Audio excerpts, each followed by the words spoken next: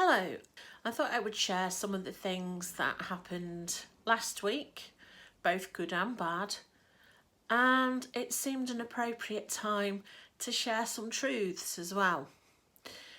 So the beginning of last week started off well. You may remember in the New Year video that I mentioned that George is going to be 16 this year and he's in year 11 at school, which means it's technically his last year of school, and he has to decide whether he's going to stay at school for post-16 or go to college for post-16.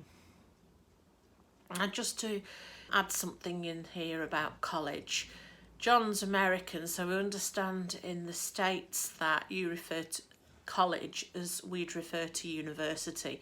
College is not the same as an American college, it isn't university. This is for post-16 education, where you're not kind of bound to carrying on an academic education. You might do something vocational. It's up to the student. Anyway, George is in a special school at the moment, and I've been trying to make arrangements to go and have a look around a special needs college for him for post-16. So finally got that arranged at the beginning of last week, so we're going next week to go and look at that. So hopefully that will help George make a decision about whether he wants to stay at his school or whether he wants to go to college for his post-16. So that was positive. The next thing that happened was we got into more discussions about the Opus. Now, this is kind of where the truths come in. In 2018, John and I and George, we spent many months discussing what we wanted in kind of like a holiday home, as it were. And we wanted something, for me anyway, as the driver, I wanted something that was easy to tow and something that we could store at home in the garage, but was going to give us the space that we wanted. And for us, the Opus ticked all of the boxes. We spent a long time discussing it. We made many visits to a dealership where there was one on display so that we could go and look at one that had been put up. And we went and sat in it, and we had all sorts of discussions. And it was right for us. And so after these many months of discussions, we decided when we went to the October 2018 motorhome and caravan show at the NEC that we'd get one. And we did, and we picked it up at the beginning of December 2018. And then obviously last year we had our first trips in it. Now, John didn't like the Opus. That was obvious, because he complained a lot every time we went away in it. In fact, it got to a really low point for me on our last Opus trip, where he'd been complaining, and it had just got to the point I'd had enough, and I ended up sitting on a bench on the campsite where we were in the dark and the pouring rain, just crying my eyes out because it had just reached this low point with the complaining. And it wasn't until the middle of December last year that John actually admitted to me that he hated the Opus. Now, at this point, I had already booked trips for this year. I'd booked the campsites for this year to take advantage of the early bird bookings. So John was looking for something else that he could do while George and I went, because he didn't want to spoil the holiday for George and I, because we enjoy going in the Opus and found it a good deal of fun. So we were trying to look at a way that George and I could have our holiday, but John wouldn't be going in the Opus as he hates it so much. We've come to this kind of arrangement where John's going to come on the London trip because he wants to do that one.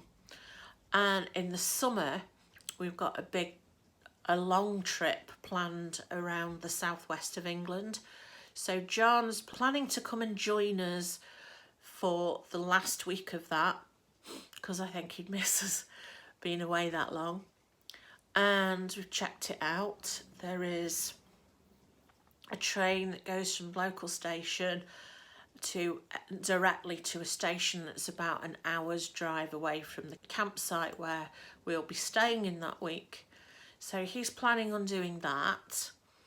And in the meantime, before we go away, I'm going to be doing lots of batch cooking and freezing it so that John can just pop it in the oven to warm up while we're away. So we can put some bump-ons, which are kind of like little round sticky plastic bumps he can just stick on so he knows where to turn the knob to on the oven, because we don't have a microwave, got rid of that years ago. So it's just putting this stuff in the oven to warm up. So it's a bit of extra work for me before we go, doing all the batch cooking. But if John's happier not going in the Opus, it's better. So last week we decided this. So I was cancelling John off the bookings where he's not going to go. And to be perfectly honest, cancelling him off the bookings was kind of a mixture of relief and sadness at the same time. The relief was knowing that I wouldn't be having the complaining again on those trips. And the sadness was that this is what it had come to after all our months of discussing whether the Opus was the way to go for us before we bought it. And sadness that the whole point of it was so that we could have family holidays, and it's unlikely that's going to happen now. So that was that. And then immediately after that, I was put through a lot of stress.